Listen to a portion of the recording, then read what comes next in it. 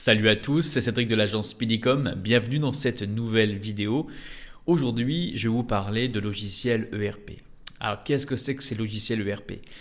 Si vous vous rappelez bien, et si vous l'avez vu bien entendu, j'ai fait une vidéo l'année dernière sur mon process de dropshipping où je propose des livraisons de 4 à 7 jours ouvrés pour mes clients. Et je ne passe ni par AliExpress, ni par CD Dropshipping ou par Wio ou autre alternative. Comme je vous l'avais dit, j'ai agents, voire plutôt même des fournisseurs directement via les usines. Je vous avais expliqué mon process, comment j'ai fait pour les contacter et comment j'ai fait pour en arriver là.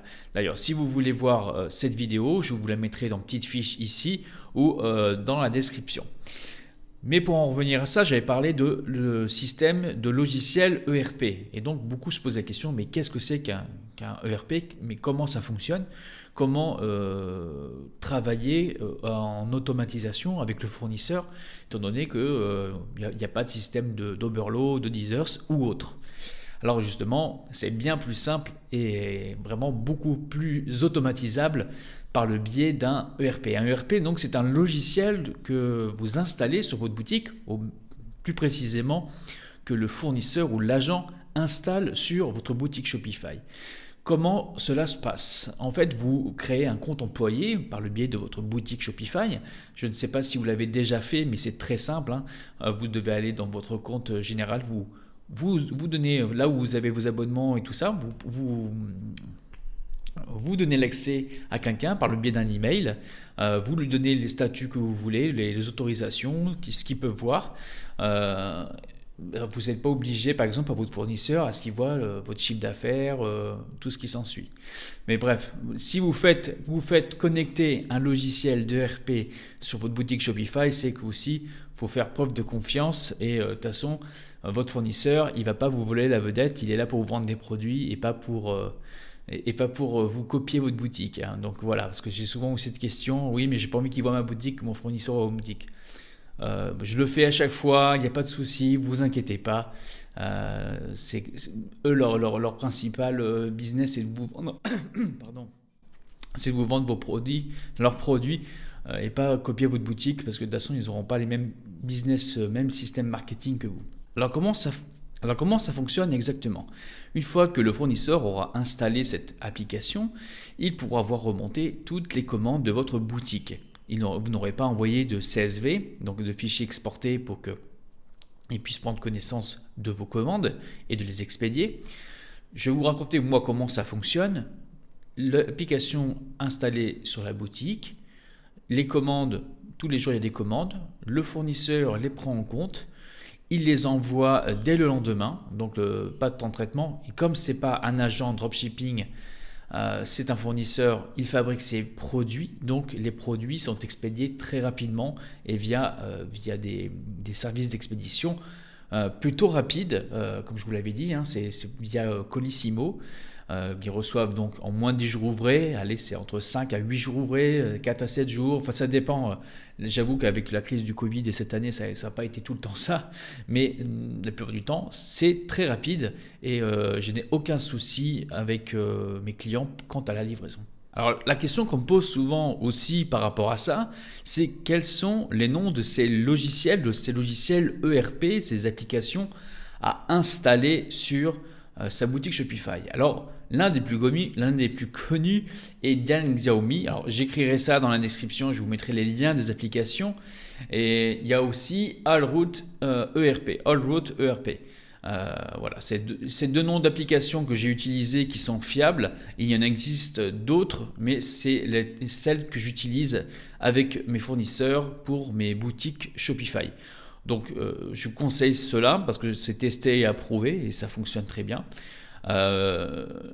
C'est vraiment un système automatisé à fond. Bien sûr, le plus important dans un premier temps, c'est de trouver un fournisseur ou un agent si vous voulez passer par un agent assez compétent, assez sérieux. Moi, j'ai pas trouvé ça du jour au lendemain, bien entendu. J'ai contacté plusieurs fournisseurs, j'ai testé les produits, j'ai testé les livraisons. Et j'ai gardé le meilleur, hein. Au début, il faut vraiment tâter par rapport à savoir qui c'est, tâtonner le terrain en voyant qui serait le plus apte à nous offrir la meilleure qualité, les meilleurs produits au meilleur prix. Alors dans un premier temps, avant d'installer des logiciels ERP avec vos fournisseurs, il faut vraiment trouver le bon fournisseur. Alors, comment moi j'ai procédé, dans ma vidéo j'avais expliqué comment j'avais procédé, mais je vais revenir vite fait ici. J'ai contacté d'autres fournisseurs avec les produits similaires que je vendais à ce moment-là. Parce que déjà je suis parti parce qu'il y avait certaines déceptions pour certains produits, et du coup je suis allé voir si je pouvais voir moins cher et de meilleure qualité aussi. Bref, j'ai essayé de voir si je pouvais pas trouver mieux. Et j'ai bien fait parce que j'avais trouvé mieux. J'ai contacté plusieurs fournisseurs. Ceux qui m'ont répondu le plus vite, déjà, c'est un gage de qualité. Ensuite, j'ai essayé de voir avec eux si on pouvait accélérer la livraison. Ils m'ont dit que c'était pas possible de faire plus rapide qu'AliExpress en dropshipping en restant sur AliExpress. Donc j'ai négocié, j'ai demandé, mais si on sort d'AliExpress, quels sont les avantages? Est-ce qu'ils seraient déjà d'accord à ne pas fonctionner, à fonctionner en dehors d'AliExpress? Certains seront très réticents à ça, parce que suite à ma vidéo l'année dernière, justement, il y en a qui disent, oui, j'ai demandé à mon fournisseur, sur lequel je me fournis sur AliExpress, et il ne veut pas sortir d'AliExpress. Pour lui, voilà, il ne veut pas se faire griller par AliExpress et tout ça. Donc ce qu'on peut comprendre, quoi. Mais certains, faut tenter avec plusieurs, essayer de voir avec plusieurs, d'autres fournisseurs. Moi, j'ai trouvé quelqu'un qui a accepté, qui était très content de faire un partenariat avec moi. Bon, moi, j'avais déjà un certain volume de vente, donc il était très content de faire affaire. On a négocié, j'ai négocié, vu qu'on passait pas par AliExpress, du coup, il a pu me faire une belle ristourne sur tout ce que j'ai acheté, qui était donc moins cher que si je l'achetais sur AliExpress. Et deuxièmement, j'ai pu avoir une livraison plus rapide. Il est passé par d'autres sociétés de logistique qui m'ont permis justement de pouvoir livrer en moins de 10 jours ouvrés, comme je vous ai dit au début de la vidéo. Donc ça s'est pas fait sans mal, hein. Il y a de la discussion, des négociations, on revient. En plus, ce qui est bien après, une fois qu'on établit le lien avec le fournisseur, donc je répète que comme pour le fournisseur, maintenant moi je le contacte via Skype. On discute par Skype, en échange par écrit, parfois par messages vocaux, mais vous pouvez écrire, ça va très bien. Si vous mettez des messages, vous écrivez en anglais. Et du coup, vous voyez avec lui, vous négociez. Si vous voyez un nouveau produit, par exemple, qui peut être intéressant, vous lui dites, ah bah tiens, j'ai vu ce produit-là dans ma même niche, est-ce que c'est possible de le fabriquer, ou est-ce que vous pouvez le trouver? Parce que mon fournisseur, du coup, ne fabriquait pas vraiment tous les articles que je vendais sur ma boutique multiproduits, mais il a pu voir pour s'organiser à faire pour certains des produits le rôle d'agent, entre guillemets, à se fournir chez quelqu'un d'autre pour pouvoir me proposer ce produit-là. Et à partir du moment où ce produit fonctionne, lui, il peut voir pour le fabriquer et tout ça. Bien sûr, je ne vous parle pas de 10 ou 15 ventes par jour. On parle vraiment de quelque chose quand on propose des partenariats comme ça, après ça va plus loin. Bien entendu, si vous faites que 10 ventes en mode dropshipping, ça marche aussi, hein. Vous pouvez voir avec lui pour lui dire, voilà, je vais passer par... Ça reste du dropshipping, le produit, il est quand même...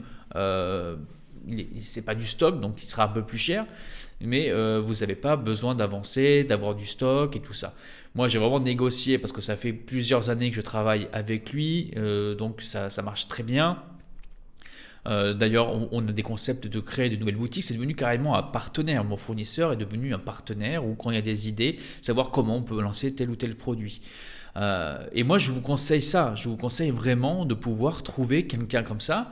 Et moi, je n'avais aucune connaissance. Maintenant, j'en ai plusieurs de connaissances au niveau de l'Asie et tout ça. Mais quand j'ai commencé, je ne connaissais personne.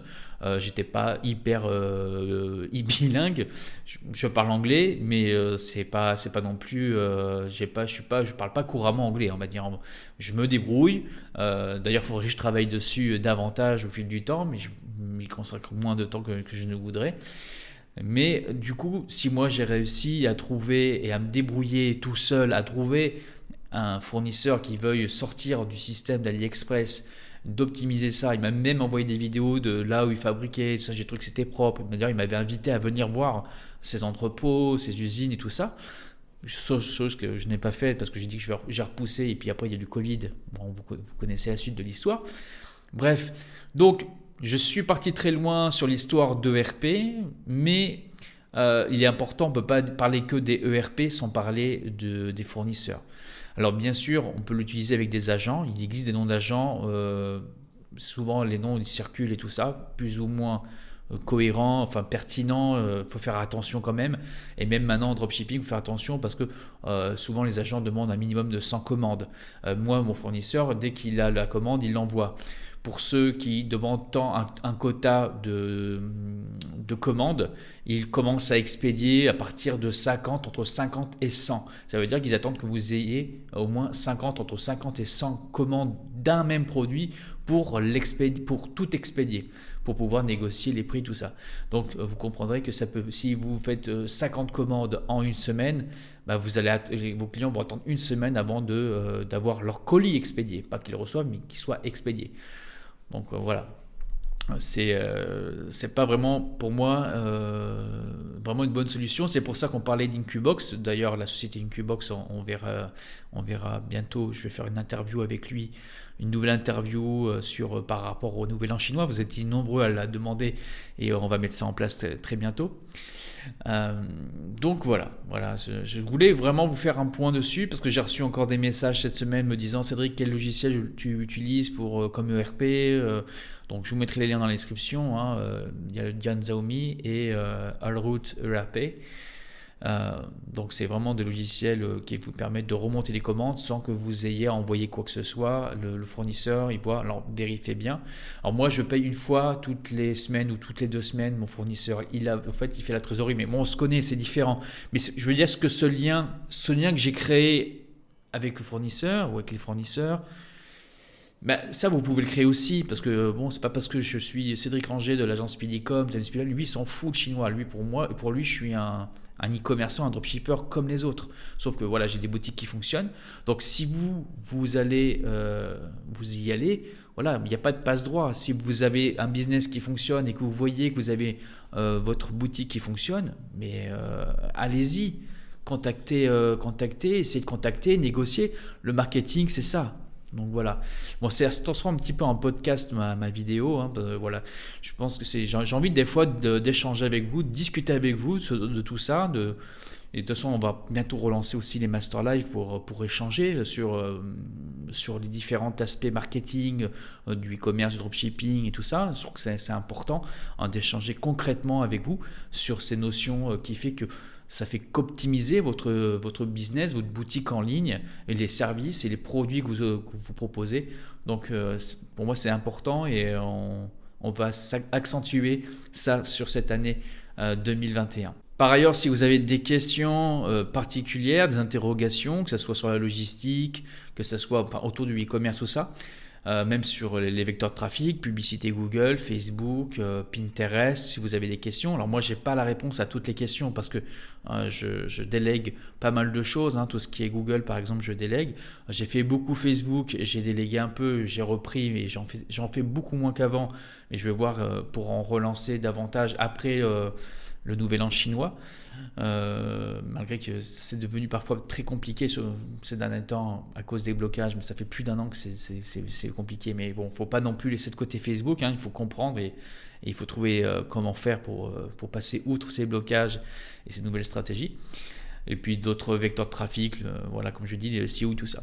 Donc bref, si vous avez des questions et tout ça, n'hésitez pas. Et bien entendu, les amis, s'il vous plaît, si vous aimez ce qu'on propose sur cette chaîne, on propose beaucoup de contenu de qualité, que ce soit les tutos de Joe par rapport au code, avec tout ça, les vidéos de Coren sur l'optimisation de vos boutiques Shopify. Tous les jeudis, il y aura donc une vidéo sur ça. Tous les vendredis, maintenant, il y aura aussi un tuto Shopify pour les débutants. Parce que c'est vrai qu'on propose souvent des vidéos assez pointues sur telle ou telle chose, mais il y a toujours des personnes qui arrivent et qui comprennent ou qui font connaissance avec le CMS Shopify, avec le concept d'e-commerce dropshipping, tout ça. Donc c'est important de proposer tout le temps des vidéos aussi pour ceux qui sont là au début, mais aussi ceux qui sont plus expérimentés, ceux qui font du chiffre d'affaires. Bref, on va essayer de parler à toute la communauté e-commerçant, dropshipping qu'il y a en fait au niveau francophone, et on va faire le maximum pour pouvoir vous accompagner et vous aider dans cette belle année 2020 qui s'annonce. Hein. Je croise les doigts. Voilà les amis, abonnez-vous à la chaîne YouTube Speedycom pour ne rien louper. Hein, c'est vraiment important. Et déjà pour nous, c'est important aussi, mais c'est important pour vous parce que vraiment, on a prévu de partager beaucoup, beaucoup de vidéos, beaucoup de valeurs. Et d'ailleurs, nous sommes ouverts aux suggestions. Si vous avez des questions en particulier, n'hésitez pas à le mettre en commentaire. On note tout ça, on a un cahier de doléances avec tout ce qu'on peut vous apporter de plus concret, de plus pertinent dans notre thématique. Donc voilà, allez, je vous laisse cette fois-ci. Ciao!